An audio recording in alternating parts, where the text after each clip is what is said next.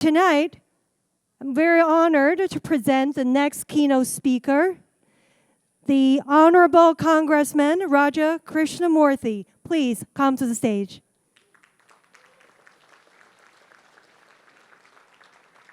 Congratulations, Congressman Krishnamoorthi, for winning the Illinois District 8. I also want to share with you that I spent about 35 hours learning your last name. I hope I said it correctly. Thank you. Ni hao. Good evening. It's so lovely to be with you, and as I like to say, it's an honor to be with you. It's an honor to be any place they can pronounce my name correctly. And thank you for spending the time to learn my name. This is a true story. When I first ran for office here in Illinois, I said, "Hi, my name is Raja Krishnamoorthi." And the person in Chicago looked right back at me and said, "Roger Christian Murphy, very nice to meet you."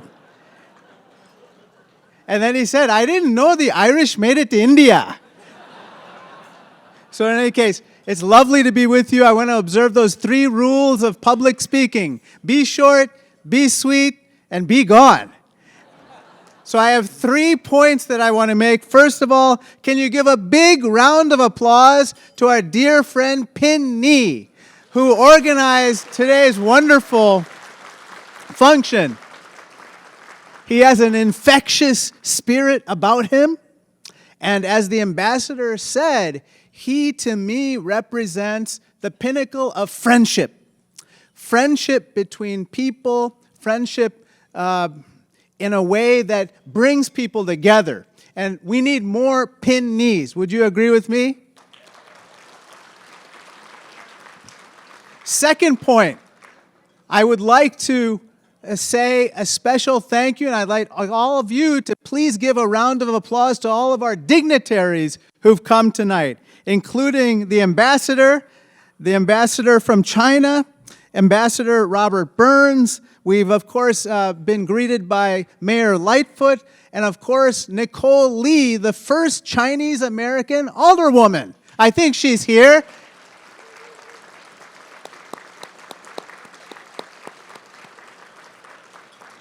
But we should give a special thank you to the Chinese ambassador for gracing our dear city with his presence. I understand that he has thrown out the first pitch for the Cardinals, and I would invite him to throw out the first pitch for the Chicago Cubs. And probably the White Sox, too.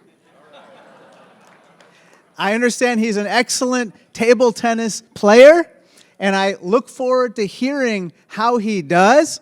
And as he described table tennis to me, you put friendship first and competition second, right?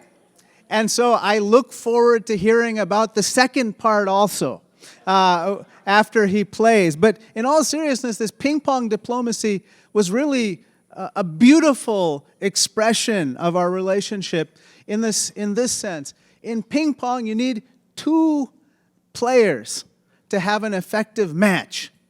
It can't just be one, it has to be 2. And they have to be engaged with each other. And there has to be a give and a take. There has to be a response to every service. And so that is, to me, the epitome of a good bilateral relationship. And I think if we can return to some ping pong diplomacy, who knows what's going to happen. So I'm looking forward to that. The third and final point is this. You know, the People's Republic of China has foreign direct investment in the Midwest of $22 billion, creating 45,000 local jobs. Yes, you can give a round of applause. On top of that, there are, believe it or not, 22,000 Asian American businesses in our area, in the Chicago area, who are intricately woven into this fabric of the PRC-U.S. relationship. And so this ecosystem is essential to our economy, and we need to continue to foster it. And of course, we know that the PRC, the People's Republic of China, is one of the world's great exporting nations. We know about its long list of exports, but I'd like to focus on one export tonight. There is, in my opinion, its greatest export is you, Chinese Americans. You are the PRC's greatest export. Do you agree with me? I can't hear you. Let me tell you about you. Chinese Americans are some of the finest people in America. In Chicago alone, there are 124,000 Chinese Americans. We have one of the largest populations of Chinese origin people in our area.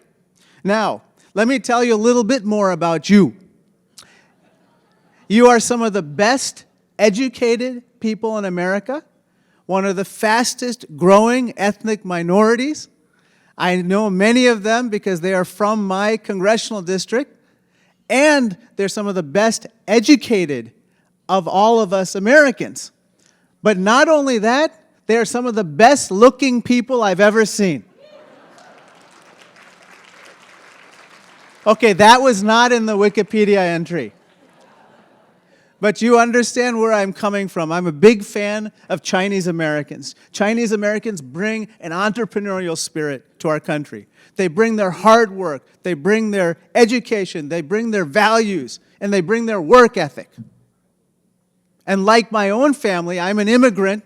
I'm one of the few immigrants in the United States Congress. Chinese Americans work tirelessly, day and night to put food on the table for their families, a roof over their heads. They educated their beautiful children, and now look at them and look at you. You are a success in the greatest country the world has ever known, the United States of America. And you are the pride of one of the great civilizations the world has ever known, in China. And so we look to you as a guiding star for the greatness of what Americans can be. And I just salute you for everything that you have done. Now, the way forward for you. There's an old saying in Washington, D.C., if you don't have a seat at the table, you're on the menu. And I would just close by saying Chinese Americans, nor our relationships, nor our agenda items can never be on the menu. Am I right about that?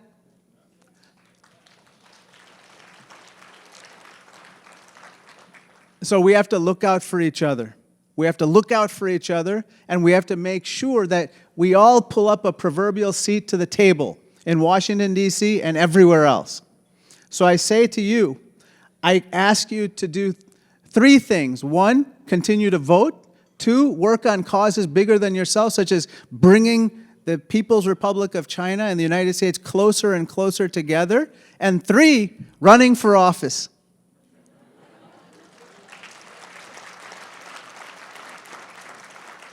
We all know what Nicole did in becoming the first alderwoman in the city of Chicago of Chinese origin. What an accomplishment. But we need more. We need more and more. We need people to run for city council. We need people to run for state house and state senate. We need people to run for the United States Congress, though please not in my congressional district. But the point is, we need more and more Chinese Americans to be at the table, helping to provide leadership and guidance, because they are bringing unique talents and qualities and virtues that we need now more than ever. So I close with my favorite saying, which is, yesterday is history, tomorrow's a mystery, but today's a gift. That's why we call it the present. And so I am honored and blessed to be with you here for just a few short minutes of your precious time to celebrate you, to celebrate the great people of the People's Republic of China, and of course, to celebrate how together America and those people and all of us will make the world a better place. Thank Thank you so much, and God bless you. God bless America. Thank you.